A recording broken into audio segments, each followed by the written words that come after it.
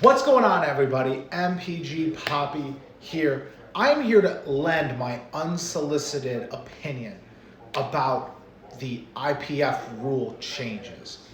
Now, the title of this video I think is going to be something like "Everyone Shut the Fuck Up," because everyone just needs to shut the fuck up. Okay? Sporting leagues and organizations change rules every single year for a variety of reasons, whether that's athlete safety, whether that's to make the league more competitive, more fair, more balanced. There's also reasons that aren't even practical. Rules get changed for political reasons, right? We get the tush push, right? Is a play the Philadelphia Eagles run. It's well within the rules, but it kind of seems a little unfair, unethical. It might be unsafe. There's all these little things. So there's several things that are like, people are just in weird universes and in alternate realities when it comes to this stuff. These rule changes, well, I think you can almost disagree with all of them in one way or the other, are not groundbreaking in like basically any way. Okay, let's go through the big one. Okay, there's one that was big, and that's you can no longer use upper body thrust on the bench press, right? That's really the big one. I think the one that's like become the center place of the controversy. I might even argue the celebration one is part of the controversy. But I like, okay, is it really that big of a deal? I know powerlifters are hyper specific and are looking for like every single advantage they can get, but is it really like it seems like most a minor change. Most bench presses might even be safe from this. I mean, they don't want you doing this when you bench press, I guess. I think I looked at the video example they showed of what's no longer allowed, and I think that's bad. I think that bench press to a general consumer looks fine. So yeah, and I think this just speaks to a greater problem where it's not the egg, but it's the chicken, right? It's who's laying the egg. The egg is the rules, the chicken is the IPF. And I think it's really just kind of more of a downstream issue from all the other problems with the IPF, kind of just manifests itself in basically anything that can be perceived as negative. So it's really interesting. That's really the major one. The celebration one, I think people are reading way too deep into the celebration one. It just says you can no longer throw your belt, which I have a problem with as a meet director in a gym I own. People should not be throwing their belt. Okay, I'd love to just end up in a lawsuit and sorry to be like the unk of the group, sorry to end up in a lawsuit because someone threw their piece of leather with the metal thing on the end. I don't think anyone's really like, oh, I want to be able to throw my belt. Now, and listen, a belt throw kind of looks cool. Like, I'm a sports guy. Like, a belt throw reminds me of a bat flip.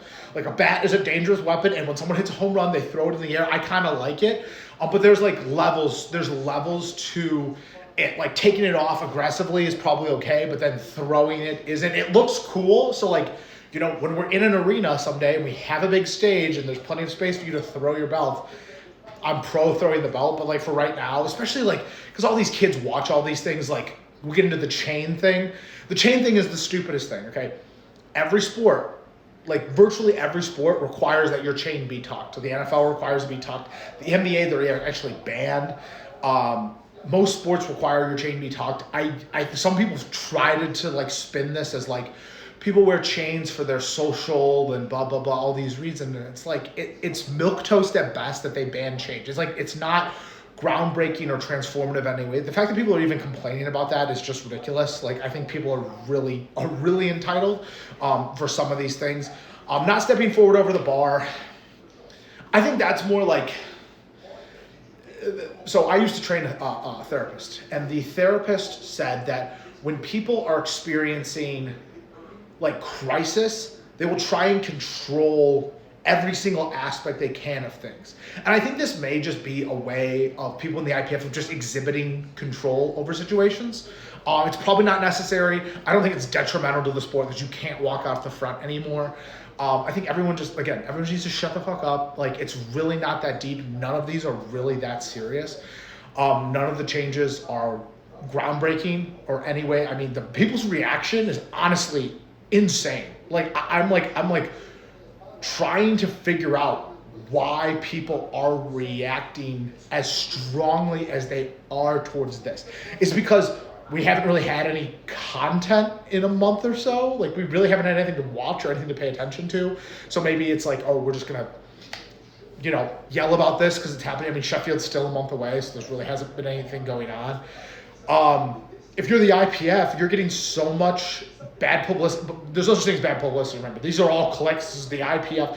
The IPF's the top dog, and no other, like this is to get onto another topic, is like, if you're in the IPF and you want to complain about this stuff, you have every right to. You're a dues-paying member, absolutely. But if you're outside of the federation and you're working for another federation, you're like, the IPF does this, you're the reason they can do this. You haven't been able to develop something that's even remotely competitive that people want to switch to your federation. You're the problem. You're the reason they can do this. So, that's kind of my take. Everyone does really need to just shut up. I kind of made this video just because it's been such a big topic. I think, are any of these rules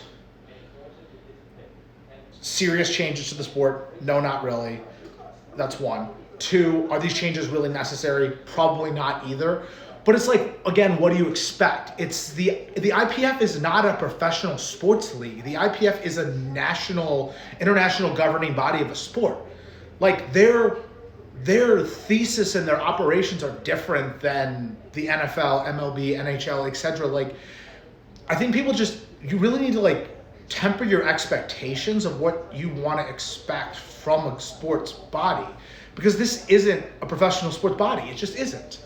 So I think people just need to step back and relax and, adopt the changes, maybe campaign against some of the changes. I don't think any of these changes are, no matter what the reaction was, this isn't like the stiff sleeve situation.